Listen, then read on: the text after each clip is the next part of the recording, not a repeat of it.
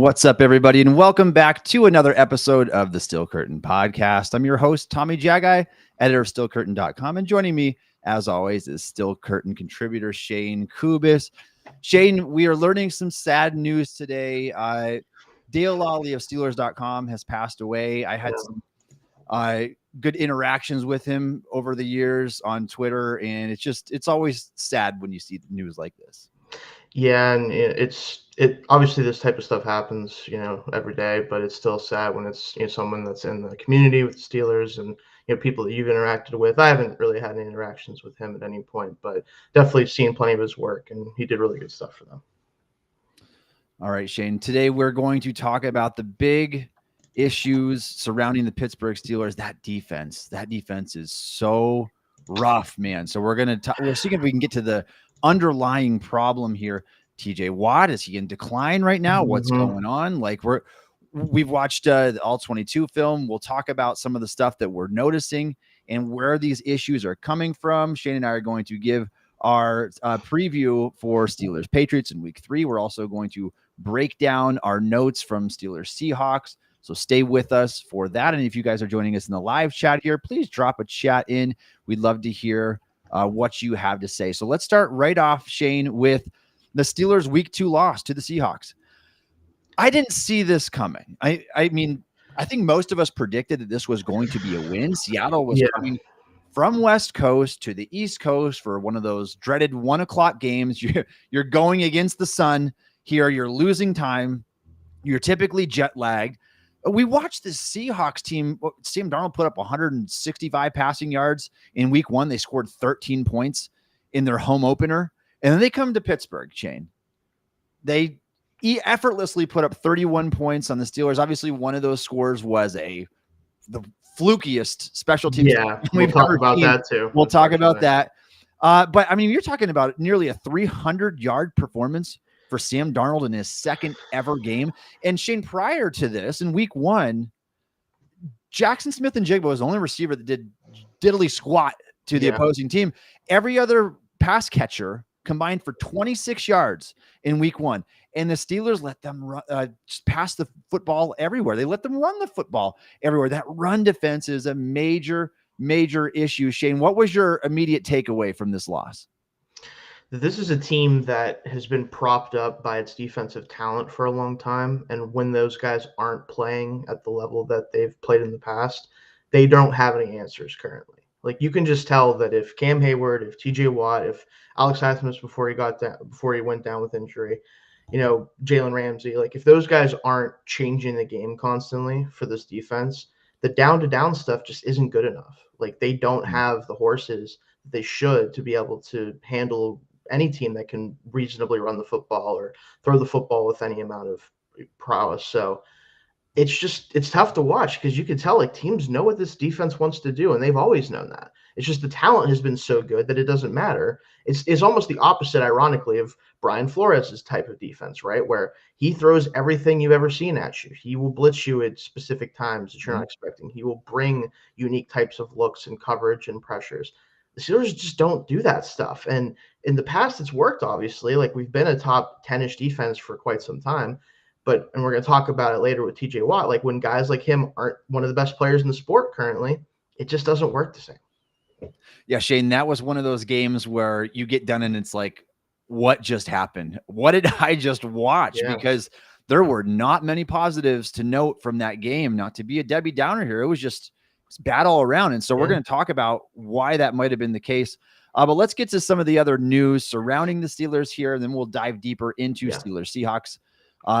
Shayne, Alex Highsmith was lost to injury during this game, and it was a high ankle sprain. And anytime you hear high ankle, it's like, that's a 6 to 8 week timetable. Usually. Apparently, it's not severe enough to put him on IR. Now, that's not to say that he couldn't miss 4 or even 5 games with this injury still. But it shows you that Tomlin and the Steelers are at least optimistic that he's going to return sooner than that 4-week window that he would have to miss if he were to go on IR eligible to return.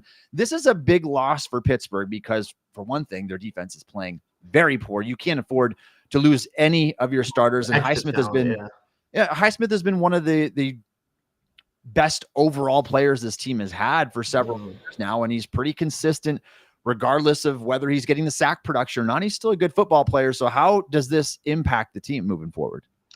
It puts a lot of pressure on a guy like Nick Herbig, who we both love, especially as a pass rusher. Mm-hmm. But part of the problem with Nick Herbig and why he probably doesn't profile as like a full-time 50, 60 snap player is he just is small. Like there's no getting around it. He is a small edge rusher, and that benefits him as a pass rusher in a lot of ways because of his bend and his get off. But he just isn't going to be an impact in the run game, at least not as a edge setter, right? Like he'll knife in the backfield. He can make plays like that. But there's a reason why there's a lot of talk about should he become an off-ball linebacker, because he just doesn't have the normal size that an edge rusher has. And Highsmith isn't like 270 pounds or anything, but he's definitely a bigger bodied player compared to Nick. And at this point, if he has to play 40, 50 snaps, the run defense isn't getting better with that situation. It may not get substantially worse, because how could it realistically? But does that mean Jack Sawyer has to play more? And I know he had the sack last week, but that was all just attention given to TJ Watt, which we'll talk about whether that was really even necessary, but whatever. I don't know if Sawyer's going to make up the difference even in run defense as a rookie. It's tough to ask that of him. That whole group works so much better when Herbig is that third guy who can be that fire breather off the edge instead of having to be out there for 40, 50 snaps. Yeah, Shane, and suddenly the outlook changes here, because what looked like a really strong edge group going into the season, it's been pretty quiet. I mean, TJ Watt has not gotten to the quarterback. We'll talk about that. I'll save that for later. Yeah, we'll talk. And then Highsmith's injury makes it so Watt is going to be forced to play way more snaps than we'd like to see him play. We said we want to see that now that he's in his 30s. We want to see that number go backwards, because if you can keep him fresher, he's going to be better on a down-to-down basis. Yeah. And now we kind of have to fear what's going to happen with that. On a related note, somewhat related note, Shane, that we didn't have actually in our notes today, Preston Smith signed with the Washington Commanders. Maybe that would have been someone Steelers would have considered. He was here last year, didn't really work out. There was a trade deadline acquisition, kind of ended up being inactive for some of those games. But they could use some depth right now. And that brings us to our next point, that DeMarvin Leal was just activated to the 53-man roster for the Steelers. He's going to be playing this week for Pittsburgh. And so it's not hard to figure out why. I mean, Highsmith is out. Loudermilk is now headed to IR with an ankle injury. And so he's going to miss at least 4 games, Shane. And based on how Loudermilk was playing prior to this, did he play his last snaps with the Steelers? Do you think that he'll come back and play some more still? Knowing them, he'll play again once he's healthy. He'll be part of the rotation. But listen, he is far from the only problem with the run defense, right? Oh, yeah. I'm not going to sit here and say Isaiah Loudermilk was cratering the run defense. Wasn't helping. So no, it wasn't. I think realistically he should be probably done as an NFL player, just from what we've seen from him. He probably won't be. I'm assuming we'll see him again when he gets back, and then Leal probably goes back to practice squad, or when Highsmith comes back, he'll do that. Either way, but it just, again, the fact that DeMarvin Leal is coming back to the roster and he's probably going to have to play snaps for this team just isn't the best situation to be in when you're already reeling on the run defense side of things, especially. Yeah, it's not. And I think that, if he sees the field for a handful of snaps, he'll get a chance to show why the Steelers kept him around, and maybe he can stick around on the active roster moving forward. But not a very optimistic sign, especially if they're asking him to play a little bit of interior defensive line too. They're that thin right now. They could use it. They could use the bodies, not necessarily that body, but they could use the bodies. And then Harmon, another note that we don't have in here, but questionable at best was the remark for Mike Tomlin. And so questionable at best, isn't that just doubtful, Shane? Sure sounds like doubtful. I would love to see him in this game. I think it would be a huge boost to this team if he's healthy enough to play. But if that's what we're getting and it's Wednesday, I don't have any reason to think he's going to be playing. At least if he does, it's not going to be as much as it would take to actually make a huge impact, right? Probably more of a week 4 situation, which is a little frustrating considering they didn't put him on IR. But same thing with Highsmith, they probably assumed he could be back before week 4. Maybe they just were wrong about that, and I worry the same thing could be the case for Highsmith. So, yeah, they're always optimistic thinking that way. Well. In Harmon's own words, I think he says that he's ready to go when his number is called here. But It doesn't look like it's probably going to be this week. Keep an eye on it. Keep an eye on the situation. We haven't got any of the practice reports yet, but right, we'll have to see. I would consider, based on those comments, I would consider him doubtful with a chance of playing still possibly this week. And if he does play, Shayne, I mean, he just had an MCL sprain not that long ago. How many snaps are you going to play him? You're going to risk more injury to your D-line? Like, is he going to wear a knee brace probably for a little while? I mean, those are some things to consider for sure, because I can't imagine him just being thrust into action for the first time ever in the NFL and being asked to play starter snaps. I just think that would be an unwise decision. We'll probably talk more about that next week, because I'm guessing he's not going to be here. But that's what I assume too. Another tidbit, Shayne, is that the Steelers had signed Jawan Bentley, linebacker, former Patriot, to the practice squad, and I would assume that maybe he would get called up soon. He is very much like the Landon Roberts type guy. Like, they are one-for-one replica, basically. During his time with the Patriots, he was a tone-setting downhill linebacker. He had 3 straight years of over 100 tackles. In those years, he recorded at least 5 TFLs in all of them and 8.5 sacks over that span. He does his best work when he's going downhill. Do you think that the Steelers are going to activate him here and use him on defense? I mean, I think the reason this move is made is because they want to have an option to go to if the run defense continues to be as bad as it's been, right? I don't think they're ready to do that necessarily yet. But I will say Peyton Wilson has not taken the step up that we hoped that he would so far through 2 games. Patrick Queen, to me, doesn't look any different of a player. Not that I expected him to, but it's still the same, very inconsistent, if not flashy, play style. I would rather let Cole Holcomb have a chance out there first. I know he isn't quite as much of that like pure run stuffer, but like I just don't know if Bentley offers a whole lot at this point. He's not a Landon Roberts at this point, especially, I don't think. But there's a chance that if it continues to be this bad, that we do see him at some point. Yeah, and his career path has been so similar to Roberts. They got him at a similar stage in his career. He is coming off a season-ending pectoral injury. I think it was a pectoral. I think that was the injury with the Patriots last year. They ended up cutting him to save about $5 million, and so he was back on the market. And Steelers have him on the practice squad. So definitely not bad insurance to have in case things continue to go south from here. And we'll see if he gets an elevation or if he's just an insurance handcuff for the time being. All right, Shayne, we need to talk about Caleb Johnson for a minute. In Mike Tomlin's comments, and essentially Johnson just got benched as a kick returner. Not the most surprising thing considering what happened in this Seahawks game. And Shayne, I have not seen anything like it before. I think that obviously Johnson owns a lion's share of the blame, but I think Danny Smith needs to be blamed a little bit, that the fact that he didn't know that rule or just had a complete brain blurb in that moment. The ball landed inside the landing zone, and so it has to be recovered. And then Johnson let it sit in the end zone and kind of just walked away like the play was over. Ball recovered by the Seahawks for a touchdown. Huge momentum, game-changing type play. You just can't have those type of mental mistakes that, I mean, might have cost you something in the win column there. Yeah, and it's kind of fitting considering that a special teams play is what turned the game around against the Jets in week 1, too. You lose some, you win some in those situations, right? It's usually not super consistent one way or the other.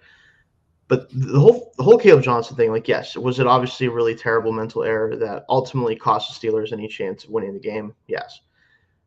Is there any justification, in my opinion, for Caleb Johnson being this team's kick returner? No. He didn't do it in college, at least not to any extent that I could tell. He is a build-up speed running back, which with the new kickoff rules, it does still work, but I think that he is not a guy that's going to make you miss consistently with his ability to cut and do those types of things. He's not going to juke you out of your shoes. Like, to me, this is not a great fit for a kick returner with the new rules. It should just be Kenneth Gainwell. Let's be honest about it. Like, that's who should be returning kicks for us. He has more of that style of run. He's more of that style of runner. He has more explosiveness, especially in short areas. Like, he can make guys miss more effectively in that way. That's who should be returning kicks for us, in my opinion. I thought that was going to be the case. You could also maybe give a guy like Roman Wilson a chance, something like that. He hasn't really done it either, but I think he still has a better fit for that type of role. he should have just never been in this position. And that doesn't excuse him making a mental error like this. Like, just being bad at being a kick returner is whatever. Like, if you're a bad kick returner, they can swap you out, do whatever else. This is obviously a level beyond that. But I do blame the coaching staff for putting him in this position to begin with. Yeah, Shayne, and I'm looking at his stats according to Sports Reference. He had 13 kick returns as a freshman at Iowa. Over his past 2 seasons before declaring for the draft, 2 kick returns, 0 of them came in 2024. Yeah. That's just not his forte. I mean, it's very easy to look at him, see his skill set. He is a pure wide zone runner. How about you put him in the backfield and give him more than 2 carries in his first 2 NFL games? It's so hard to make a determination. You come in there for a rep and then you're out. It's like, you need to see a bigger sample than this. And so I feel like it's a little bit of a shame on you, coaching staff, for putting him in the wrong position. And now, yes, it is his fault. He didn't secure but he had a fumble that was fortunately recovered by the Steelers in week 1. And now this mental mistake in week 2, huge mistake. But he shouldn't have been, like you said, he shouldn't have been in that position anyway. You have to do what the coaching staff calls on you to do, but that's not where he's going to succeed, is as a kick returner. He's going to succeed as a running back. At least we hope he is. And now that he's in Tomlin's doghouse, Shayne, and not just as a kick returner, he might even see fewer snaps on offense, just because that's typically how Tomlin likes to do things. Like, if you are not doing your job, you're not executing your assignment, we're going to sit you. And this is what's so frustrating to me, is they drafted somebody who, in theory, should be a perfect fit for the offense, for the running game. They don't bring back Najee, understandably so, because it just wasn't a fit anymore. And then not only do they not play the rookie running back, and again, you could argue back and forth whether or not he showed enough in the preseason, camp, whatever. You draft a running back in the 3rd round, he has to play. Like, I'm sorry, you have to give him carries. You have to find out what you have. And Jaylen Warren, as good as he's been, especially week 2, he can't be the guy that gets 20, 25 touches. Like, he's not going to last doing that. And you can't continue giving 20-plus snaps to Kenneth Gainwell. He doesn't offer you anything. I'm sorry. Like, no offense to Kenneth Gainwell, he doesn't offer you anything as running back at this point. He's a kick returner, good special teamer, can be a change of pace kind of back if you need him to catch some balls. That's it. He should not be getting the 2nd most carries on this team. It just shouldn't be the case. And if that's going to continue to be the case, they probably need to make a move then. Like, they can't stand pat with this running back group as it is, if that's how they're going to do it. Yeah, Shayne, I mean, you look at it, it would make more sense, I would think, if Jaylen Warren and Gainwell were both very effective as rushers in the first 2 games. They were not. The running game has not gotten off the ground. And you look at, people will look at the box score and say, oh, Kenneth Gainwell averaged 4 yards a carry. He had a 13-yard run in garbage time late in the game. If not for that, he would have had 4 carries for 7 yards in this game. Jaylen Warren, as good as he is at times, and I think he does some amazing stuff in space and with contact balance, he had 14 carries for 48 yards. That's 3.4 yards a carry. Everybody's success rate has been garbage so far. Jaylen Warren had the play of the game on offense, which was the 65-yard catch and run, which was phenomenal. Like, he can do that stuff. He pulls one of those out of his hat every quarter of the season or whatever. But you have to run Caleb Johnson. Nothing else is working. Don't let him go to the bench just because you want to play the veterans, Mike Tomlin, or because you want to try to teach Johnson a lesson. It's not what's best for the team. And Ben Roethlisberger even went on his football and podcast and predicted that maybe Tomlin will shut down Johnson, maybe for the rest of the year even. I think that would be a colossal mistake. You don't do that to the talented players that you draft. Theoretically, you hope that Johnson ends up being a lot better as a pure runner than Kenneth Gainwell. I think it's a very low bar to clear. That's never been Gainwell's thing. But either way, I mean, you're not getting help really on either side of the ball. Why resort to that already? I mean, let's kind of let bygones be bygones and move on from that. All right, Shayne. Let's move on and talk about the Steelers versus Seahawks, the biggest notes and takeaways from week 2. We'll start with the offensive side of the football and quarterback Aaron Rodgers, who had a 4-touchdown performance the first time around. Now, we alluded to it last time, Shayne. It was not as good as the numbers indicated. He had the pop pass. That was one of his touchdowns. A lot of yak stuff. DK was much better in the first game than he was in the second game. There's been drop issues in both games. We can get to him in a second. But Rodgers, though he was under pressure, I mean, he didn't do a lot with his opportunities. Honestly, his best play by far was a beautiful pass to Pat Freiermuth, went through his hands, would have been called back anyway. It was like 50 air yards right to the sideline, would have been called back anyway because of a penalty by Fauatanu on the play. That was a great pass. The rest of the game I thought was very average, very average. You didn't get a lot from him, and there's a collection of issues why. It's not just Rodgers. But I take an issue, Shayne, and this is an Arthur Smith problem. This is a wide receiver problem. But you had 12 targets to wide receivers in this game and 23 to tight ends and running backs. You're not going to have a successful offense when you do that. You're probably not, and especially against a team that is able to handle that type of stuff very well. Like the Seahawks defense is very, very good, even without Witherspoon out there. Mm-hmm. And that was the thing I was hoping they could find a way to take advantage of. But Witherspoon is primarily a slot corner, right? And who in the slot right now worries you for this deal? Like, is there anyone that plays in the slot that you're super concerned about? Like maybe if Freiermuth lines up out there, maybe Jonnu, but like right now they haven't given anyone reason to worry about the slot players for this team, and specifically the receivers. Like we were hoping for a huge DK game. He got the touchdown, but outside of that, like what did he really do? Did he offer anything to this team? Not really. And I just don't know how much better it's going to get unless also, and we're going to talk about this group a lot over the next probably few weeks, especially until the offensive line gets better too. I don't know what the options really are to get the football out to the receivers more consistently. Yeah, and we'll see where this goes from here. But like we said, collection of issues. Hard to blame Rodgers in his first two games. I thought that he's done a respectable job. But if you do take that 65-yard catch and run away from Rodgers's stat numbers in week 2, it looks really, really bad. He would have been 17 of 32 for, I'm trying to do math in my head. I'm not a math guy. It would have been like 130 some yards, 4 yards an attempt with a touchdown and 2 picks. Like that's a rough game. He already had a 30 QBR in this game with the 65-yard play that was mostly what Jaylen Warren did after the catch there. So we need to see this improve. We've got to see this go up. Shayne, let's talk about the running backs here for a second. Kind of talked about them, so we'll just brush on them briefly. Warren is still the best guy for sure of this group. Johnson needs to get more touches, and Kenneth Gainwell should not be playing as many snaps as he should. I think that those are our takeaways from the first 2 weeks, right? Yeah, in this game too. Again, like Jalen's clearly the best player in this group currently. Kenneth shouldn't be getting 20, 30 snaps. And until we get a chance to see if Johnson's any good, I'm going to continue to pound the table to see him because to be fair, we're going to talk about this group here more in a second, I'm sure. The offensive line is the driving force behind why this offense isn't working, in my opinion, especially in the run game. But still, we know that Caleb Johnson is almost guaranteed to be better than Kenneth Gainwell as a runner, right? Like you could talk about third down snaps and like not putting him out, like whatever, that's fine.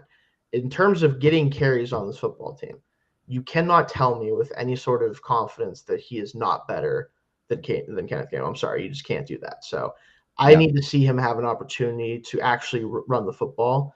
And until he does, I do worry that this running game is going to stay stuck in the mud.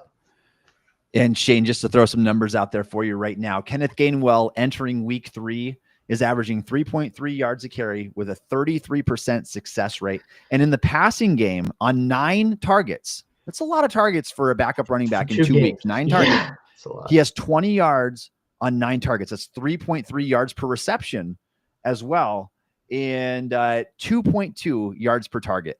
You talk about a waste of a play in the passing game. It's throwing the ball to Kenneth Gainwell right now. And that's what he used to be known for. During his first 4 years in Philadelphia, he was a much better third down back and pass catcher than he was a runner of the football. And if he's not doing that well, I do not see the point of continuing on with giving him 20, 26 snaps a game. Like there's just no sense in that. And so we will see how things go from here.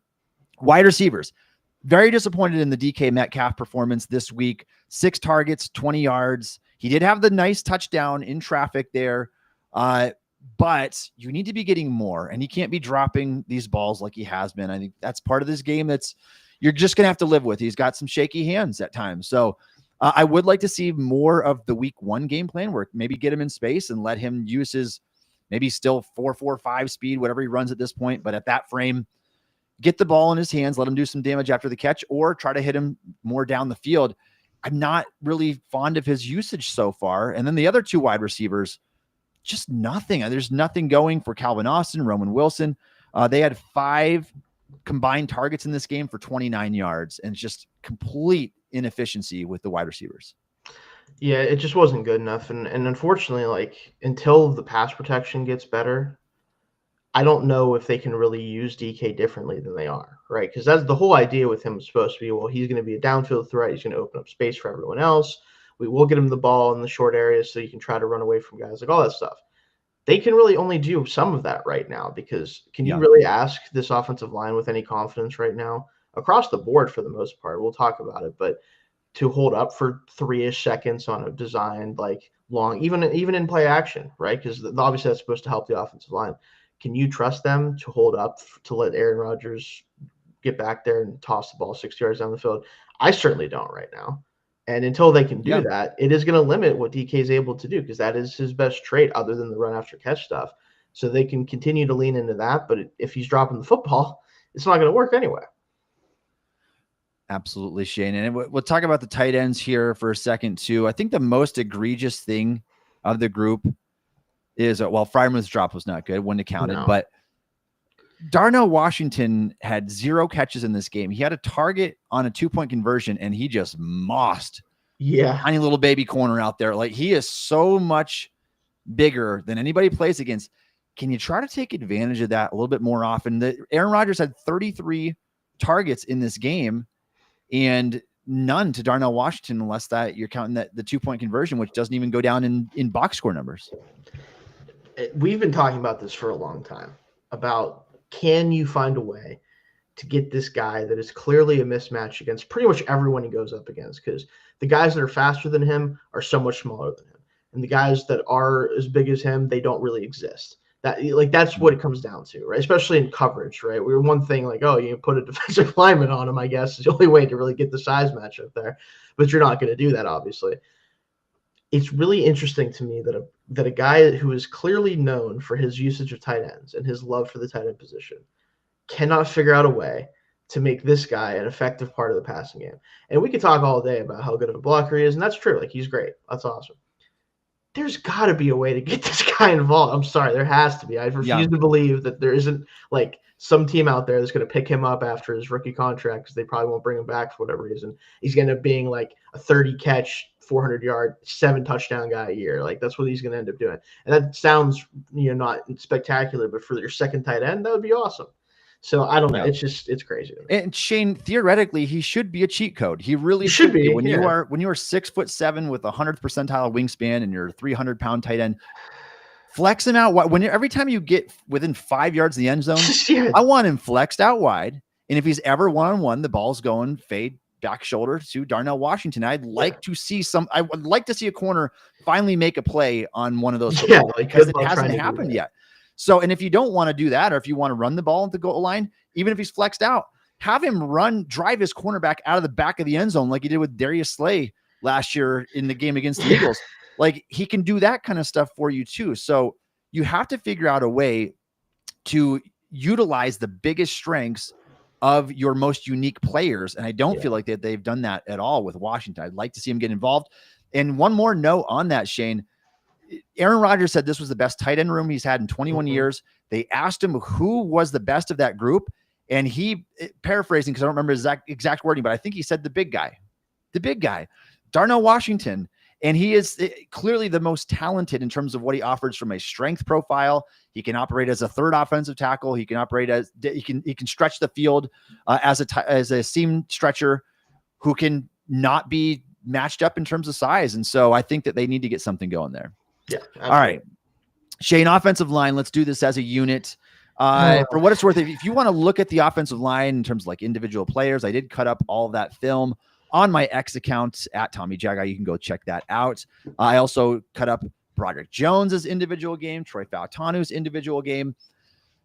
I think, Shayne, based on my assessment, I watched this over a dozen times, but I think Broderick got a little bit better this week, which was a really low bar to clear because again, if you're an offensive tackle and you have 5 or 6 bad snaps a game, you had a bad game. There is no getting around it.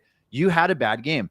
This time, I think he had 2 to 3 bad reps, a lot of medium stuff, and then some nice reps. but I would still not call it a good game. He graded out worse for what it's worth. I don't know how that worked, but well, he was it's better. because the run game was horrendous for him. The run blocking So was yeah, he so was bad as well. terrible. And I think that I should probably clarify that as a pass protector, he was. Yes, he definitely better. was better. Yeah, he was better As a run blocker, he was worse. And why are you still missing assignments? Why is the mechanics still bad? Like, there's so many questions here. But the tackles were not where we need them to be. And Troy Fautanu, I thought, took a step back this week. He had some really sloppy moments. He did. Okay, so let's talk about Broderick Jones for a second. I know that we've been doing this for a while, and we have about 50 articles on stillcurtain.com breaking them down if you want to read those, including one I just did about the fact that Tomlin said this week that he played significantly better week 1 to week 2. And he's technically right in the sense that the pass protection was better, because it's hard to be worse when you gave up 3 sacks and 4 pressures the week before. Yeah. This time, only 3 pressures, 1 sack, I think it was. Progress, I guess. I don't know. The run game stuff, though, was terrible. And the point ultimately with Jones at this point, he is living. He has no ability to use his technique effectively right now. And you could point at Pat Meyer, you could point at Broderick Jones. It doesn't really matter whose fault it is, though. But I do think a lot of this comes down to coaching, because look at the way the rest of this offensive line is playing. Outside of Zach Frazier, no one on this team is playing even at a starting caliber level right now, overall, in my opinion. You're getting replacement level play from pretty much everyone else on this group. And the only reason Frazier's probably playing as well as he is because he's just good already. Like, there isn't a whole lot to mess with him. He just does his thing. Fautanu doesn't look the same that I thought he would. Now, obviously, he missed his rookie season. He'll probably get better with time. He was definitely more of a refined player than Broderick certainly was. So I think he'll work out ultimately. But Mason McCormick hasn't taken a step. Seamalo obviously is just getting older, so his issues are probably just related to age and just getting up there. This offensive line is just not good pretty much across the board aside from Frazier right now. Yeah, and you talked about it, Shayne. I mean, the investments are there. And this is what this is when I tend to point to coaching. And I hate to just pull it's bad coaching card all the time, because it's just, I feel like it's a cop-out in many cases. Yeah. But you spent, I don't think so in this case. You spent 2 first-round picks on your bookend offensive tackles. You spent a second-round pick on your center, who had a really good year last year and doesn't seem to be playing as well for some reason so far this season. I still think he's probably the best of the group, but still not a great sample so far through 2 games. Mason McCormick was again, not guaranteed to be great as a 4th-round pick, but he was a 100 percentile athlete, all the tools, testing wise at the guard position, had prototype traits. He graded out awesome for the Jackrabbits there in South Dakota. Was it South Dakota State? Is that where? Yeah, I think it is. Yeah. And then Seumalo was a relatively big free agent signing who was good with the Eagles. His only issue is he just couldn't stay healthy all the time. Now, you look at this unit and all the investments they have. How are you getting worse when 4 of your 5 starters are young players who should be ascending? How are you getting worse? And anytime that happens, I think you have to point to coaching. And then you look, and then you dive deeper in, Shayne. We look at the coaching. Who is the coach? It's Pat Meyer. Yeah. What did he do for the Carolina Panthers? What did he do for the Chargers when he was there? They kind of hit all-time lows with their offensive line under Pat Meyer, and then they slowly got better after he left. Like, why does that seem to be the case with some of these coaches that the Steelers get? And so I think that the blaming the coaching staff is fair at times when you see things like this. Now, this doesn't acquit Broderick Jones of all responsibility and say, I don't have to get better because Meyer's not coaching me right, whatever. You have got to take the time and get better yourself. I don't care if you hire a personal coach or Duke Manyweather or whatever you want to do. Maybe him. Get with somebody. I should hit up Duke on Twitter and just say, hey, what's wrong with Broderick Jones? Yes. You tell me what's wrong with him. Help my guys out here.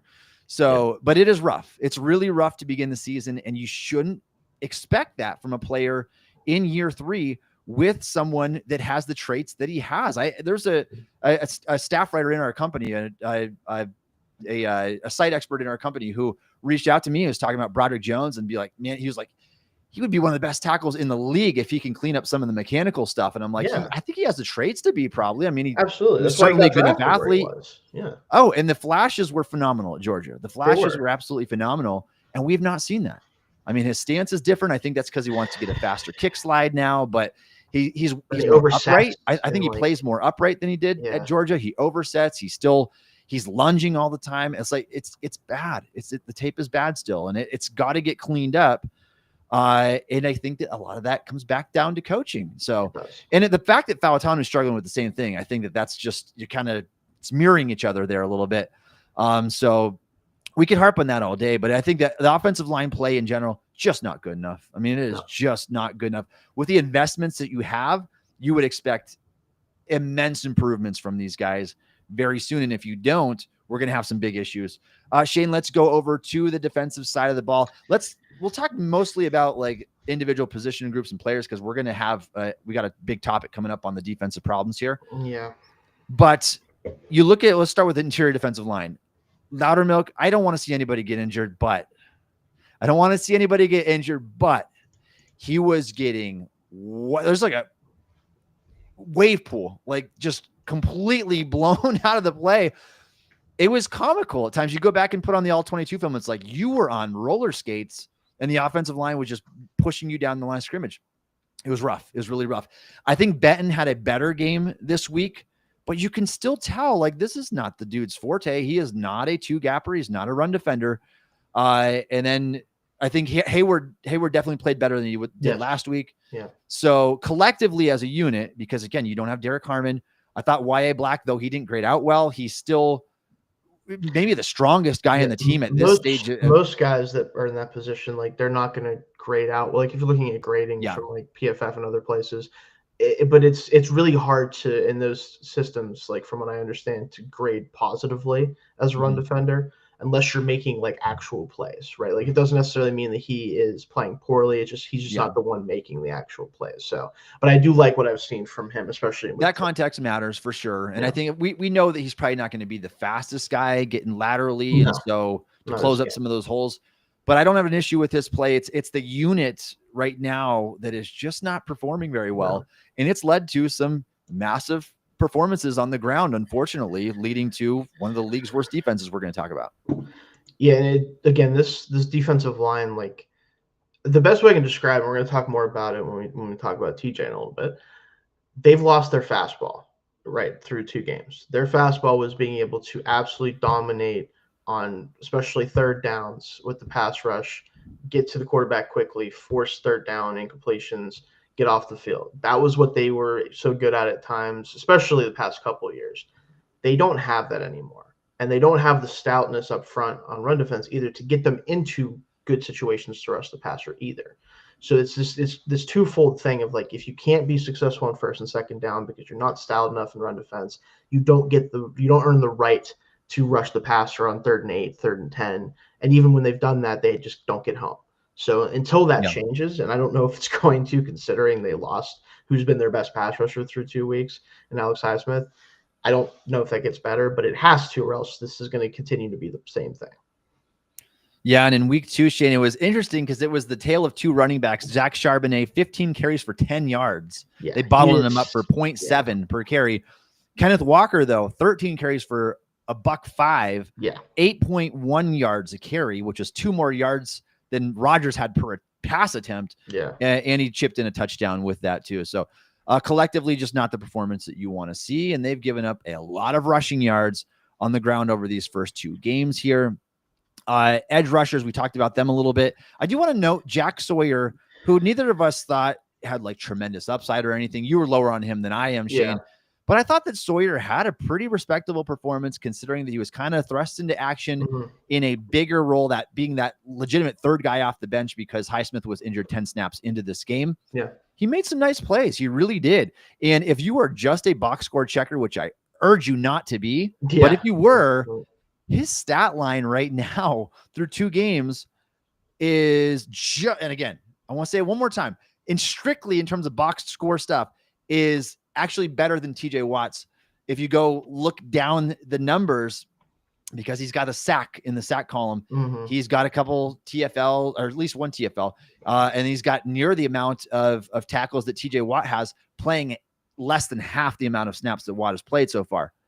Take that for what it is. I think that it's been respectable. I think that's all we can ask from a rookie 2 games into his career. Yeah, and I think the run defense stuff has been pretty good too, which that's the thing with him, is that I feel like if he was going to have a role in the NFL, it would be as that like heavy-handed, like edge setter type. And he did get the sack on the unblocked pressure, which is great if you can get those. Those are things that are great. Like as defenses, you love unblocked pressures because that means someone messed up on the offense or you messed them up. It's not great for evaluating players though. That's the problem. So like I'm glad that we were able to get pressure in that way. I will say again, box score watchers, be careful of that type of stuff because sometimes it's hard to tell unless you watch the game whether a guy actually like won or if he's just everyone's going towards TJ Watt right now. Cool. I'm gonna just hit the quarterback real hard. It's great work when you can get it. I'll say that. But I am pleased with him so far. And there were 3 guys on Watt in that play, and Sawyer went unblocked. I think what I'm most impressed by, Shayne, is his production, but just his quality performance came in a number of different areas, in different spots on the field. Like he had a good play, a really wise play in pass coverage. I think one of his 3 pass drops where he did not allow that safety valve to break loose on him. He had one where his guy motioned inside and then he kicked inside in the B gap, rushed right up the middle and had a stuff at the line of scrimmage. He had a nice rush off the left side and a nice rush off the right side. And so it's coming in a number of different ways. He had a really good bull rush in this game that I believe went down as a pressure, but he kind of made the quarterback back up a little bit. So it's nice to see a variety of ways. And I think the best way to describe him in this game, Shayne, is wouldn't be surprising if it's the story of his career. Not an athlete, but a football player. And I think that there's something to be said about that still. It's still value in that. Yeah, and I think that was the path for him was like, I just didn't see an NFL athlete on tape with him, but if he is smart enough, which he is a smart player, I mean, that's what made him so good at Ohio State was his smarts as a player. And obviously playing competition that wasn't so much more athletic than him that it was hard to win. But I think that's how he's going to have to be, right? Like if he wants to stick around as a third or fourth edge for a long time, being able to play a bunch of different alignments, knowing where you need to be on the field at all times, kind of being like doing all the TJ Watt stuff without the athleticism of TJ Watt. Like that's kind of what I think he needs to be able to do, right? Have the instincts and all that good stuff. And if that plays out, then I do think he could return value as a 4th round pick. So we'll see what happens with him ultimately. We're probably going to see a lot more of him, obviously, the next couple of weeks. He's going to get some big opportunity. So we'll see if he can hold up still as that type of player. All right, and we'll table TJ Watt for a second because we're going to talk about him here soon. If you guys are joining us in the live chat, drop some questions in here for us. Let's get this chat moving. All right, Shayne, linebackers. This is rough. This is really rough. And you know what? The guy that I was most optimistic about to take the biggest leap on the Pittsburgh Steelers is Peyton Wilson, and that has not been the case so far. In fact, he's graded out as one of the bottom 5 linebackers in the league. I believe he has a 36.5 PFF grade. You can understand why when you see it on tape, he's getting washed out in the run game. Fullback, that was the highlight play of the game. The fullback goes and takes out Peyton Wilson and Patrick Queen in one fell swoop this past game. He's got to do a better job getting off of blocks. I'm not discouraged to the point where I'm like, oh, he's not going to be the player I thought he was. I'm still very optimistic about Peyton Wilson. We saw him grade out as, I think, the 11th best linebacker in the NFL last year. And you could see it on tape. Like the guy was good. As in a part-time role, he had 78 tackles, a pick, 40 yards down the field, a defensive touchdown. Like he is a playmaker. He's going to return to that. But I think that there are a number of reasons for this. First of all, that's just not his game. Taking blocks head on is not his game. He's more in the Shazier mold where he can slide around you. But if he's asked to be the guy that takes the block head on, he's just not going to be great at that. Secondly, if the big guys up front can do their jobs a little bit better and not let your offensive linemen get to the second level, Wilson's going to be freed up to do a whole lot more on defense. And you can see like the sideline speed. You can see the blitzing speed. He's made some splash plays, but he has not been consistent, particularly as a run defender so far because of things like that. And I think that it starts with the guys up front. That's really going to free him up to kind of reach his potential here. Yeah, and I think in coverage too, like he just has been picked on for the most part, which is not something I would have expected. But it also comes back to the front four a little bit, right? Of if they're not going to rush the passer, the defense is going to get held out to dry, like in the secondary, especially. You can't cover long enough as a linebacker, especially in today's NFL, if you're going to be given 3.5 seconds to deliver the football, like Sam Darnold was a lot of the time in this game. So I do think he'll bounce back. I think he's the best linebacker on this team still. I know Queen, it hasn't been a whole lot better. I'll say that much with Queen. I think he's been really, really good as a tackler so far this year, which is good because I think he struggled with that sometimes last year. But for the most part, other than that, I mean, he had I think it was 37.4 coverage gain in this game. Like no one really graded out well in coverage, especially like the linebackers. But still, like it's been rough for those two. Yeah, Shane, and I think that there's a more deeply rooted issue. We can talk about that too. But I mean, I want to point out like Devin Bush right now. Yeah. Take it for what it's worth. His film is good. I went back and watched some Devin Bush all 22. He's playing well, but he also has Jim Schwartz as a defensive coordinator. The Browns defensive front is doing really good right now. And so those things greatly aid linebackers to being able to reach their potential. And that kind of sucks to see Bush doing good now that he's on an AFC North rival when you got nothing. I mean, Steelers got almost nothing out of him. A little bit of a splash there before the ACL injury and then nothing after that. So, yeah, he was bad at times. We got a comment here from John Swanson. This defense is really bad. No middle linebacker. Not at the time they don't. I mean, not at this current state in time. They don't have quality middle linebacker play, but I wouldn't worry yet about that. I think that we saw plenty enough from Peyton Wilson last year. Like if we're not, it's just beyond like Steelers fans. There were like NFL draft analysts. There were mainstream NFL analysts predicting Peyton Wilson would be one of the biggest breakout players this year in the NFL based on what we saw last year. There's so much to get excited about in terms of him being 6'4", 240 pounds, running a legitimate 4.43. You can see the speed. It pops. The playmaking ability pops. But it's really, really hard to be that guy if things aren't working right. And if you're the one that has to take the blocks head on when that's not your strong suit. So don't panic yet. I think that he's going to turn it around, and I think he'll do it relatively quickly here. All right, Shane, let's jump over to the secondary real quick before we talk about special teams. Anything to note particularly from this game? There's anything that stood out from you in terms of the secondary play in this contest? I think I think that Jalen Ramsey is still a really good player, but I think that he is more susceptible to being beat than he has been in recent years. And he had the interception, which was phenomenal. Like that was a great play. I just think that it's still very possible to run away from him in coverage if you get a good release off of him, if he's not pressing at the line. I think that he has lost a step in terms of his overall athleticism. And you saw that with like the JSN pass where it's like JSN is not the most explosive receiver vertically, but he was able to get away from Ramsey. Now he made up the gap eventually because Darnold didn't put like a perfect like in stride throw on him, but still made that big play down the field. Like I do think Ramsey's going to be a little bit more boom or bust than he's been in the past, right? And that's okay if the pass rush was there and you didn't get as much of the bust because he wasn't getting, it wasn't in coverage for 3+ seconds all the time. But I do think he is a guy that can be picked on a little bit in the slot, depending on the matchup there. And then the rest of the guys, like, it wasn't very noticeable. Like, I thought Darius Slay at least wasn't embarrassing this time. Like, that was good to see. But who plays receiver for this team other than JSN and, like, occasionally Torrey Horton will get involved now, apparently, with that touchdown catch. Like, I don't know how much that matters. So. Yeah, Shane, and one thing that I noticed when I went back and watched the film was when Steelers are in cover 1 or cover 3, which is a lot. They found a way to exploit them in these first 2 weeks. Those deep crossers, the safety can only pick and choose one direction. And so if the pass rush doesn't get there fast enough and you're running these deep crossers, the safety has to choose to go this way or that way. And somebody is going to be single covered. And with your older, maybe slower cornerbacks, I mean, you're not spring chickens anymore back there with a 34-year-old Darius Slay and a soon-to-be 31-year-old Jalen Ramsey.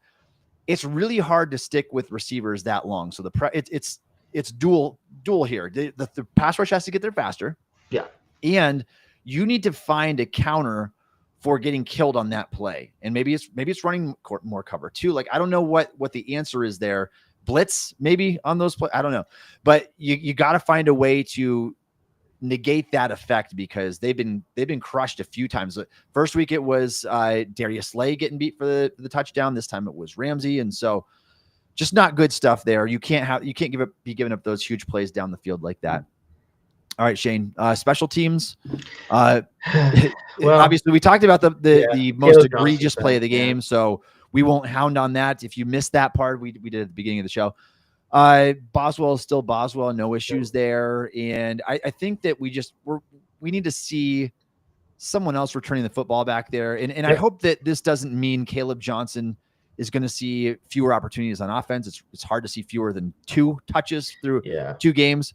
He needs to see the field on offense. That's what you drafted him to be. He was the Big Ten leading rusher for a reason, the yards after contact guy. Like, give him the opportunity to do that. But special teams, any other takeaways you have, Shayne? I still don't love the kick coverage for this team, to be honest with you. I just don't think it's particularly great. I know they had the forced fumble week 1, obviously, which is huge, but outside of that, really hasn't done anything too spectacular. So definitely worried we could see a return touchdown on this team at some point this year. That's pretty much all I'll say about that. That's a little bit worrisome. Yeah. All right. If you are a fan of the Pittsburgh Steelers and would like to support the Steel Curtain podcast, please consider subscribing to the Steel Curtain podcast on YouTube. We appreciate all of your support. And I just had an interview with Merrill Hodge go up on Steel Curtain's YouTube channel. There's also an article. Check that out. He offered some nuggets of wisdom there. And ironically, Shayne, when I talked to Merrill, he was talking about how the Steelers can't take any team lightly. He said he does not like to use that phrase that you got easy slate of games, whatever. He gave an example from his playing days. And what happened? The Steelers let the Seahawks come from West Coast to East Coast and just beat the tar out of them. And so that was the irony of that. And they have some more winnable games coming up. Yeah. And there's a reason why he doesn't like to use winnable games, because we just saw it. I mean, the Steelers have a tendency at times to play down to the competition. And so not good stuff there. We're hoping that improves, and it needs to. You look at the slate that they have later in the season, it's going to be tough. All right. Anything you want to get to before we move on, Shayne? A couple chats here. This one I can understand from Mike here. You can change all the ingredients, but if you have a poor chef, the meal is still not going to be good. Again, we just talked about it, especially on defense, right? This team is a heavy single high safety defense, right? And it's just, if you do that so much, teams can take advantage of it. And if you're not going to switch it up, if you're not going to do different things, you're going to get beat eventually. And again, like when they had, TJ playing it at all pro level, who we'll talk about, when they had Cam Hayward playing at that level, they had Highsmith being one of the best number 2s, it kind of worked because teams couldn't do anything about it anyway if they wanted to. It doesn't matter sometimes if you have all the talent, if teams know what you're doing. So yeah, good analogy there too, Mike. I like that. All right, let's talk about the Steelers' major defensive woes early in the season. And it's not just this season. I see comments in here going back to last year. Yeah, it is. It really is. The last stretch of the season. Actually, let's go back. The last 10 games of the season, or excuse me, 8 games of last year, 2 games this year, 10 games total. During that span, the Steelers have allowed almost 28 points per game, 28 or 27.9. They've allowed over 300 yards of offense in every single game during that span. Yeah. What is this? What are we looking at? This is not the Mike Tomlin defense that we're used to seeing. I mean, you've got the league's most expensive defense. You just gave TJ Watt a 3-year, $123 million contract extension. You need to see results. I don't care if you have a couple of injuries here, nagging one at each level of the field, whatever. You've got to see better results than this, especially, and again, not to throw anybody under the rug here, but especially when your first 2 opponents are Justin Fields and the Jets, Sam Darnold and the Seahawks. Both of those quarterbacks were in their first ever action on their new teams, and both of these teams are expected to have 2 of the worst offenses in the NFL. What happened in the game that they did not play the Steelers? Let's look at this for a second, Shayne. Sam Darnold had 165 passing yards. He put up 13 points in his home opener loss. Justin Fields, in his second game of the season, went 3 completions by the time that he left the game, ended up getting a concussion, whatever, 27 yards passing in the game. You can't make this stuff up. It's like, why are other teams having success and the Steelers are not? we've got some issues here entering week 3. So Shayne, let me read some stats off for you, and then I want to get your thoughts here. Entering the 3rd week of the NFL season, and this is just this year, not any of the stats going back to last year. We could tack those on and it'd be just as ugly, about as ugly. Yeah. But entering week 3 this season, the Steelers are 29th in the NFL in opponent points per game, 31.5. 29th in yards allowed per game, almost 400 yards of offense. 2-game sample, it's very small. 29th in yards per play, 6.3 yards per play. 27th in opponent time of possession. You're getting your butts beat in time of possession, which is usually a Tomlin staple. We want to run the ball and keep the ball out of the hands of the defense. 27th in EPA per play, defensive EPA. 26th in defensive success rate. And for what it's worth, they are 16th in their defensive PFF grade. They're bad so far. They're not average. They are bad so far. Shayne, give me your thoughts. Where do you think? Where's this coming from? Oh, that's a lot of 20th stuff in there. That's not what you want to see. Again, I think it's a threefold problem. I think on the first and probably most important thing is that this defense still has a lot of talent, but it's not playing at the level that we've seen over the past 5 or 6 years. And when that happens, the second problem comes in the fold of the coaching is simply not good enough. They're not being coached well enough. They're not doing enough different things to throw off offenses. They are very much we're going to bring 4, sometimes 5. We'll blitz occasionally. They blitzed more in week 1, especially. I think they just because they had to, but not because they necessarily wanted to. But they want to bring 4. They want to play a cover 1, cover 3 shell, and they want to let their talent go do the work. And unfortunately, in the modern NFL, if you play teams, especially guys who are in the case of the Jets and Seahawks, defensive-minded head coaches who understand what defenses are trying to do to their offense, you're going to get shredded a lot of the time in the modern NFL when you do that. Like, you just simply can't live in that world, especially when you have so many new pieces on defense now and you have guys who are playing either more snaps or are new entirely. It's just really hard to get by on just hoping your talent will overcome any scheme issues you have. And the third thing is they just don't adjust, right? Like, they don't make adjustments on the fly like a lot of other teams who are great defensive teams do as often. And that's even been the case when they've been really good on defense. They kind of just, again, go out there and they make it work, or TJ will go save them, or Cam will save them. It's just not going to happen right now. And if that's not going to happen, I just don't know if they have another play to make. I don't know if they know what to do, frankly. And Shayne, that is what you call a vanilla defense right there. It is a vanilla defense. They're not doing anything right. And this is where I would point to the coaching a little bit. We talked about with the offensive line. Let's talk about it with Terrell Austin and Mike Tomlin's defense here, because here's the issue. Nobody's grading out well. Nobody's playing well. If you go back and put on the tape, it's like, who is standing out in a positive light? Jalen Ramsey has made some really nice plays over the first 2 games. But he's been beat too. But he's been beaten. He's been beaten as well. Long gone are the days, Shayne, where you can just say, I'm going to line up my men against your men, and my men are going to outperform your men just because they're straight up better.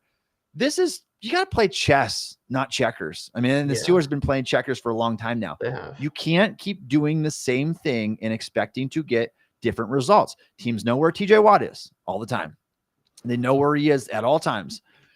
They're not offering enough defensive creativity to shake things up. You compare it to another defensive mind that the Steelers had a couple of years ago, and Brian Flores. Yeah, I mentioned him earlier today. You mentioned him. He runs that amoeba type defense. You don't know who's coming, who's dropping back. You don't know where anybody's going to be on any given play. That is the kind of stuff that gets offenses confused. There's nothing about the Steelers defense that is confusing. There's nothing about it for an opposing offense. All you got to do is throw on their all 22 film. You can do it as a fan. You can throw on the all 22 film and say, all right, I know where Watt's going to be. I know how to easily account for him. I can see where to exploit the Steelers defense down the field because of their cover 1, cover 3 shell that they run. What makes them special in terms of play calling? And I think the answer right now is nothing. There's just nothing that they're doing from a play calling perspective, from an ingenuity perspective, that makes them better than the worst defense in the NFL in that category. And again, it comes down to something that it's a really common refrain at this point is Good coaches make their best players better and their bad players playable. They make things work for the players. They don't ask the players to go do it themselves. They don't say, "Hey, here's the defense, go make it work." Good defensive coordinators, especially with the challenges of playing defense in the NFL in 2025, they recognize that I could have great players. If I don't have something to do to give them to have as a weapon against the offense, they're still going to get beat more often than not. That's just what happens in the NFL. And again, we talked about this a minute ago. Like Brian Flores, the key example. Like if you're trying to figure out how do you make a defense that does not have as much talent as the Steelers defense has overall, it hasn't for the whole time he's been there.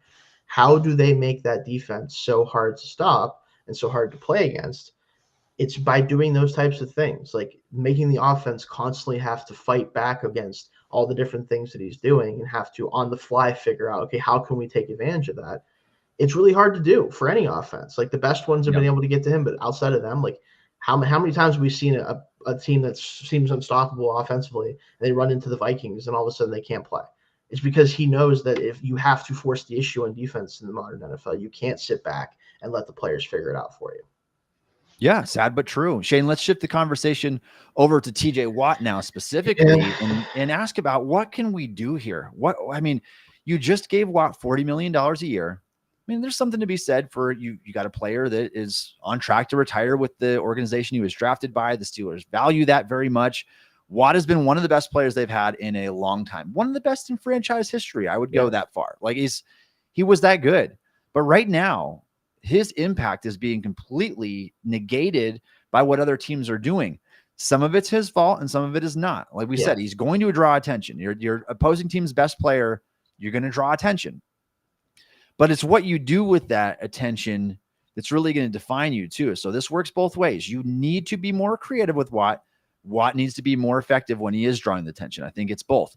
We go back to last season now, Shayne. Over the last 17 games of TJ Watt, we have which makes it a full season sample size chunk here. So Watt's last 17 games dating back to last year, he's got 5 sacks during that span.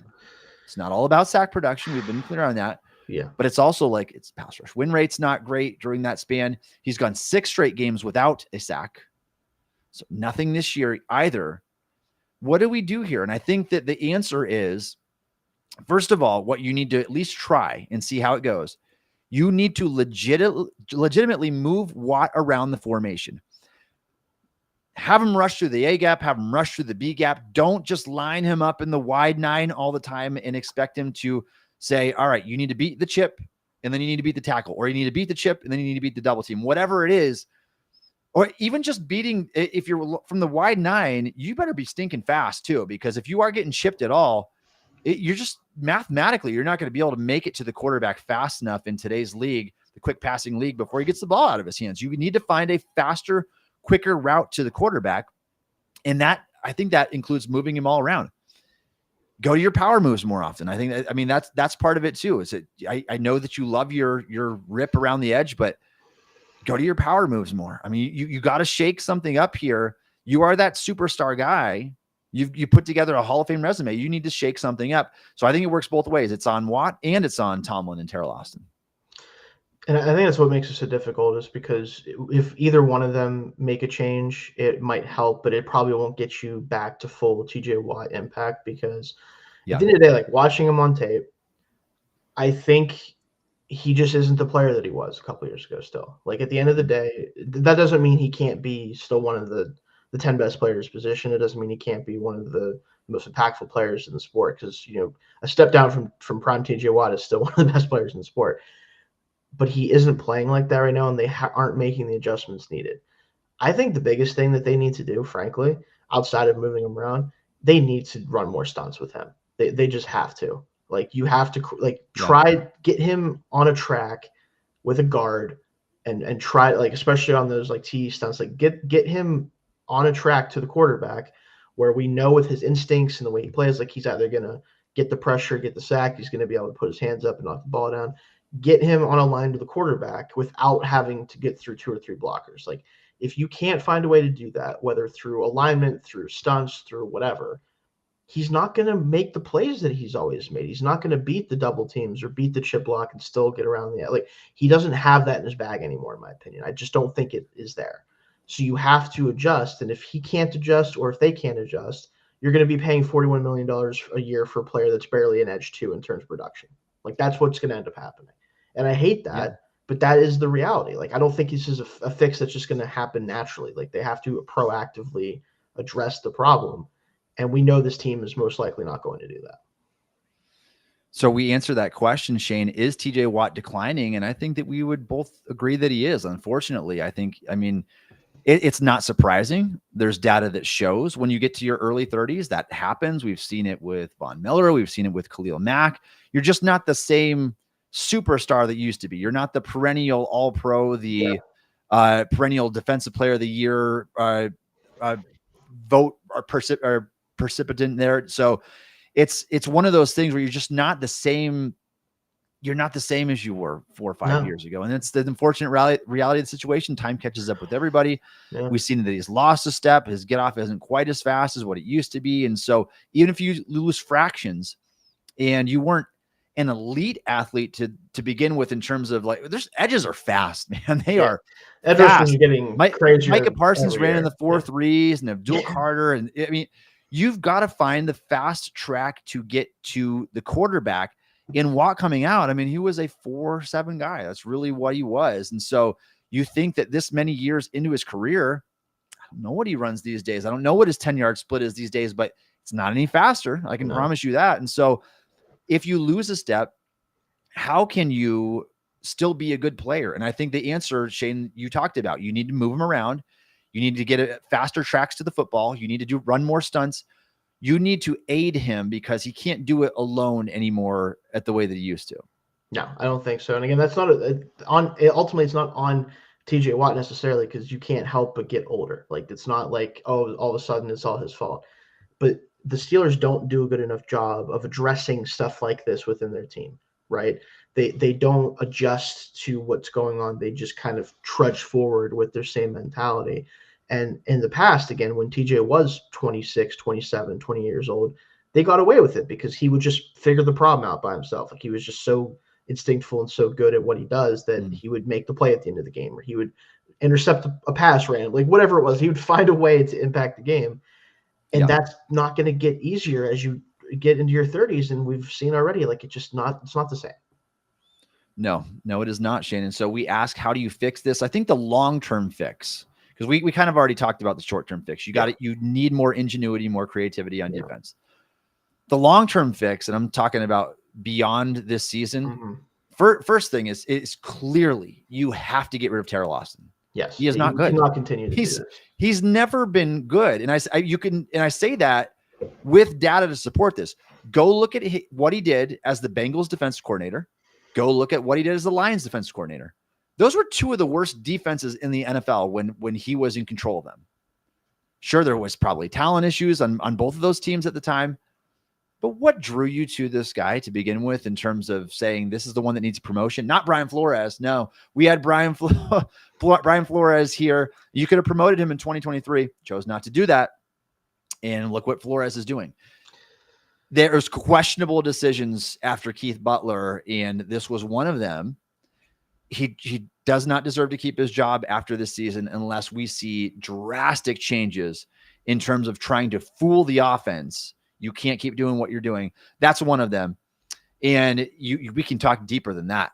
Mike Tomlin, you are a defensive-minded head coach. Where the heck is your defense? I mean, honestly, at some point, you got to stop making excuses with injuries, whatever. You've had this defense. You've been in control of this defense for a long time. At the very least, it was since why am I drawing a blank on Dick LeBeau. At the very least, it was since Dick LeBeau left this team. That's been a long time. It's been a long time. Where have you been since then? Because if you're not calling the offense, which you clearly don't, and if you're not calling the defense, how much value do you hold to this team other than players like to play for you now and then? Like, do you agree or disagree, Shayne? I think the problem is, like, I kind of do think that I still think this defense is Mike Tomlin's. Like, I'm not saying Terrell Austin deserves. I think so too. Yeah, I think. But I think he's there because he will do what Tomlin wants him to do, And it's the reason why Brian Flores isn't the defensive coordinator here, I think, is because Tomlin knew that Flores wanted to do his thing. He wanted to have an opportunity to go run his defense, and that wasn't going to happen in Pittsburgh, to at least the degree that it happens with the Vikings, right? Meanwhile, Kevin O'Connell's like, yeah, I'm an offensive guy. Give me the guy who can mess everything up for the offense on my defensive side of things.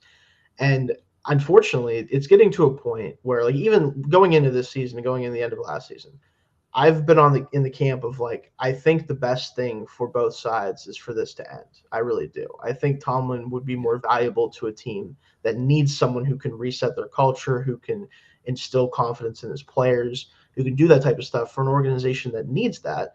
The Steelers are past needing that type of coach at this point. Like, those players know how good they are or aren't. They know how to motivate themselves, especially the veterans on this team. I don't know if he brings enough outside of that anymore for this to be the type of coach that can push this team beyond the wild card round, that can push them beyond being just a good defense and never a great one necessarily. Like, that's just where I'm at with it at this point. Like, I think he'd be a good asset for another team. I don't know how much of an asset he is for this team at this point. And Shayne, we've talked about it many times in the podcast before, but if you are not going to call the offense or the defense, which again, this is Tomlin's defense, maybe he is making the calls. It's not going well if he is. It's at least his philosophy. You need to be, yes, it's his philosophy. But if you're not going to be one of those guys, you need to be the best delegator in football. Or you shouldn't be a head coach. You need to be Dan Campbell and just be an awesome delegator. Or what value are you offering the team? And so that's where the issues come again. It's just like, enough is enough. I mean, this is your thing. You've got the most expensive defense in the league. You have guys that have been, I mean, at one point at least, and maybe they're all past it at this point, but they've been perennial all-pro players. TJ Watt, Cam Hayward, Jalen Ramsey. You should have talent on your team. But the fact that we can look at the collective unit, the defensive line, the linebackers, and the secondary, and see everybody trending downhill. Everybody trending downhill. Benton has gotten worse. Peyton Wilson's gotten worse. Joey Porter, although he got injured, he's been in the worst cornerback in the NFL in a very small sample size, 98th out of 98 in terms of Pro Football Focus. Like, why is everybody getting worse? That shows me that it's coaching. Should your 24, 25-year-old players be getting worse in their second, third NFL seasons? No, you should be trending up. And it's very rare to see them all, every player on the whole side of the ball trend this way, but it's true. I mean, everybody's gotten worse on this team. And I think that it is very fair to point to a deeply rooted coaching issue that must be addressed even this season. Like, we saw Matt Canada get fired midseason. What on earth is keeping the Steelers from doing that with Terrell Austin? I think, again, it's because, like, nothing would change if they fired him for the most part. Like, I think the team internally knows what that situation is. And, like, I think they definitely need some fresh eyes on this defense, but it's not going to happen this year, I don't think, regardless of what they do. So it's, again, Tomlin's biggest Achilles heel as a coach has been the fact that he cannot hire anyone worth anything. Like, he can't do it. And I don't know what it is. I don't know if it's what he specifically wants. I don't know if it's his philosophy, and so he doesn't want anyone who doesn't share that. Like, I don't know what ultimately the actual issue is. I don't know if we ever will know. But that is a absolute, like, just fact that he does not hire coaches well. It's been a ugly stamp on his career, to say the least.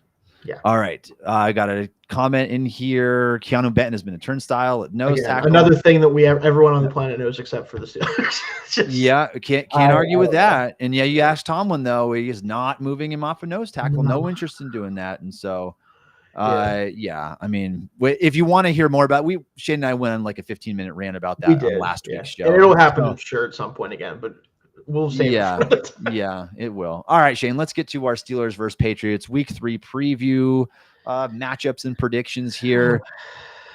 What do you make of the Patriots so far? You got a chance to go back and watch either of their first 2 games. Like, Drake May, some really nice passes mixed in with maybe it's been a quality sample, I think, so far, considering it's its second season. They don't have a ton of talent on offense. But what do you make of just the Patriots in general right now? I think they're interesting because I think there are some people that were really high on this team in the sense that they could even push for like a wild card spot. And there's other people who were like, Yeah. I like the idea, the direction, but I don't know if it's going to come to fruition. I think we're kind of in the middle right now with them. Like they beat a Dolphins team that admittedly is bad. Like they're really bad, but still talented on offense, just bad in general. And they did lose to a Raiders team that did get stomped pretty good by the Chargers, but I think the Chargers are like legit good. So I don't know how much I really factor that in. I think this is a clearly like mid to like lowish tier team. I think they're a team that has a lot of upside moving forward. But I think Drake May has looked the part for sure after a surprisingly good rookie season, considering the lack of talent in that room, especially receiver. And I think the run game has been fun for the most part. Like I think Stevenson, they had that big catch too, but like he's been very good. They need to get Travion Henderson more involved, but aside from that, the running back group has been good. And I think the pass rush for this team, that's one of the biggest matchups I think that we're going to be talking about, is this pass rush has been really good through 2 weeks. Like, and again, not the best offensive lines played, but still been very good. Harold Landry's been awesome for them, which I did not expect. He kind of looked washed in Tennessee last year. And then Milton Williams certainly looks like he was worth the money he got paid. Yeah, I mean, I think that they're one of those teams that you can see the light at the end of the tunnel. And I think anytime you have a promising quarterback, that helps a lot. It really helps a lot. So, I mean, you could argue that they're in a better state than the Steelers for the long haul, because if Drake May ends up being a franchise quarterback, there's nothing more important in football. Let's just be frank about that. Hopefully Steelers get one of those. I'd love for Steelers to get one of those guys here soon. His quarterback class, unfortunately, has not been great so far at the start of the season. Which of course, and we'll get there eventually, because know that there's nothing Shayne and I like doing more than talking about draft. We will have plenty of time to talk about that later, but I mean, looking at let's switch it right over to the matchups to watch now, Shayne. Steelers D-line, Patriots O-line. Kind of two units that haven't performed particularly well right now. Somebody's got to get the better of the other in this contest. And I think that there's a huge opportunity when you look at Morgan Moses, the offensive tackle here in this game. He has a 50.2 grade early on in the season. There's just been struggles. There's been struggles in pass pro for the Patriots so far. How do you think this ends up playing out for the O-line D-line matchup, Patriots versus Steelers?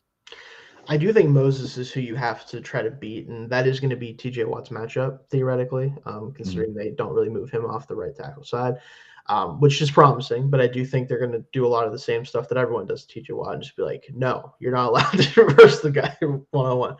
But I think the rest of this group in terms of pass protection has been better than I would have thought. I think that Garrett Bradbury especially, like, he's always been a guy that has been a good run blocker in like a zone scheme, but has really struggled in pass protection. It's been flipped this year so far, which is weird.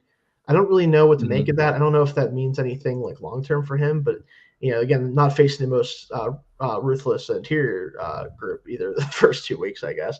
But still, it's just interesting to note. I think Will Campbell's looked the part for the most part. He gave up a sack at one point, I think, a couple pressures, but overall he's been mostly fine. Penalties have kind of been his bigger problem. He has three penalties, I think, so far. But Moses is definitely the guy that you want to target here. If you can get him matched up one-on-one with really any of the pass rushers we have, especially the edge rushers, I think you can have a lot of success there. And Shayne, I probably should have started with this. I kind of just breezed right over it. The Patriots are coming off a 33-27 road win over the Dolphins. They are now 1-1 on the season. Drake May went 19 of 23 for 230 yards. It's 10 yards an attempt. Last week for Drake May, had some really pretty passes down the field. One comes to mind where pressure all around him. Instead of bailing and reversing out of the pocket, he steps up, he gets skinny between the pocket, and just delivers a beautiful ball down the right sideline. That was one of them. Went for 2 touchdowns in this game. Was sacked 3 times, so it's definitely possible to get to Drake May. But he's coming off a game where he had 137.3 passer rating. Their rushing attack, pretty solid overall. 29 carries, 122 yards, 4.2 yards an attempt, and a rushing touchdown. Pretty standard there. And so the one thing that I want to know is that actually the most notable thing of all the stats from the Patriots, they lead the NFL in sacks through 2 weeks, 9 sacks combined. So keep an eye out for that. And we talked about the trenches. Let's flip it around. Steelers shaky at best offensive. I think there's probably got a harsher word you can use besides shaky for the Steelers offensive line through the first 2 weeks. They've been bad. You could say they've been bad. But the Patriots defensive line has been really sharp. And you talk about the addition of like Milton Williams, Christian Barmore there, Harold Landry, like just as a unit, they don't necessarily have like the superstar power, but as a unit, they've been really strong getting after the passer. And that's not good for a team that's already struggling to pass protect, to keep Aaron Rodgers upright and to keep him inside the pocket, the U-shaped pocket there. I see some definite issues in this game, Shayne. Yeah, this unfortunately, if things continue to look the way they have for the Patriots on their pass rush, this could get really bad really fast. Again, Harold Landry, I did not expect us to get a lot out of him. If you're a Patriots fan, like he was really rough with Tennessee last year. Obviously, like had some production numbers and everything, but just did not win very often. Didn't look like the same player so far. Very productive for this team. Obviously, 3.5 sacks, 10 pressures according to PFF, and then Milton Williams again. Like I was a little bit concerned for teams that signed him because of the amount of money that he was going for. But so far, you can't really argue that he hasn't been worth it, right? Like he's one of the 5 most impactful interior rushers so far through this 2 games of the season. We'll see if that continues to be the case, but really hard to be upset with what they've done with the pass rush so far. Yeah, Shayne, and for what it's worth, to take PFF grades with a grain of salt if you want to or whatever. We're only 2 games into the season, so this could very much change. But they have 3 of the top 13 graded interior defensive linemen in Milton Williams, Tonga, and Christian Barmore. And I think all these guys have performed well as pass rushers too. They can all get after the quarterback. So that is concerning. That is absolutely concerning when you have a team that has really struggled. I mean, they've struggled in every asset. They've struggled as run blockers too, but particularly in protecting Aaron Rodgers. You don't want your 41-year-old quarterback getting hit. So there are issues right there. Shayne, from the Patriots defense, who are you most concerned about in this game? It's not, I feel like it's not that like Stephon Diggs has been a lethal weapon for them or anything that way. Are you concerned about any one player in particular beating you, or is it kind of just a collection of just not letting Drake May have a good game? What is it? I think honestly, and it depended on how much they use him, but if I was the Patriots looking at the Steelers' first 2 games, I'd be playing this guy a lot. Travion Henderson concerns me if he gets the running. Certainly has the juice, Because again, he has the explosiveness, right? Where you could tell like last week, Charbonnet just didn't have the juice to get out to the edge faster than the pursuit could get out there. Didn't get any real good lanes. If Henderson gets a lane, not that saying Stevenson is a good player, he's a good player, but he's just not the same type of explosive athlete, right? I worry Henderson could go for 50 on us pretty easily if he gets the right lane. Like it's just hard with a player like him where if your run defense is not stout, if you're not closing up gaps and he has a full head of steam, our secondary is not the most spry in the world anymore, obviously. He could go a long way. Like that's just the reality of it. We saw what Kenneth Walker did last week too. Breece Hall looked a lot more explosive than he did last year, and he made us pay for it. This is the type of running back that gives the Steelers problems, so I'm definitely worried about him. Yeah, Shayne, I'm not going to critique the Patriots' play calling when they just put up 33 points. Right, yeah, it worked. So, but it is interesting to see that you had 29 rushing attempts in this game, and only 3 of them went to Travion Henderson. That's kind of baffling. And obviously, 10 of those came from Drake May. He is a rushing threat as a quarterback you gotta worry about him, as well. So that's never great. But yeah, if Travion gets involved, and if they're opening up rushing lanes like the Seahawks did and like the Jets did, look out, because you're not going to catch him from behind. You need to cut the angle off. He will outrun you. And so that is concerning for sure. I would agree. I think that he's the most overall threatening. I mean, Ramondre is coming off the more impactful game based on opportunities and effectiveness. But I mean, Ramondre's more, I mean, he's closer to the Najee type where it's like you can track him down. He's not going to get too far from you. You'll still be able to track him down. Travion, you're not catching him from behind. In terms of like the wide receivers, I don't think that there's been anybody that's been overly threatening. I think that May's done a terrific job just spreading the ball out, variety of pass catchers.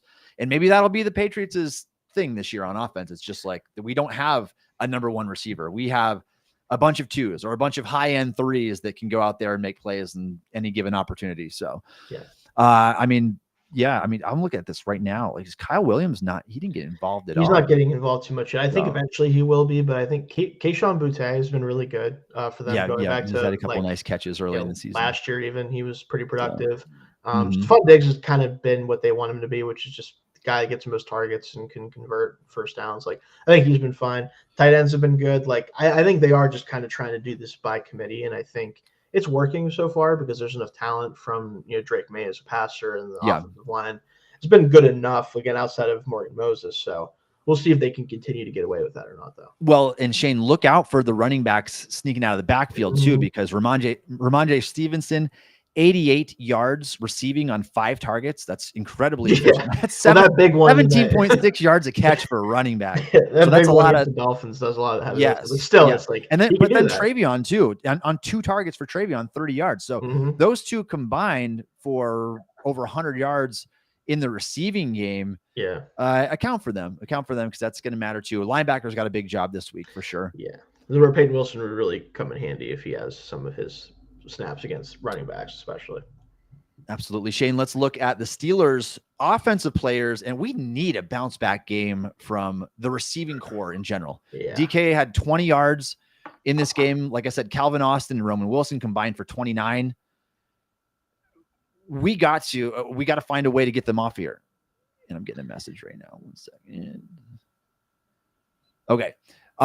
We are going to, Shayne, we're going to make our predictions right now because we're going long, and I just got word that the Restream channel needs to be used by Jet Press. So we're going to let those guys do their thing. Give me a prediction for the Patriots game right here in week 3. Yeah, sorry guys, we got a little long on this one.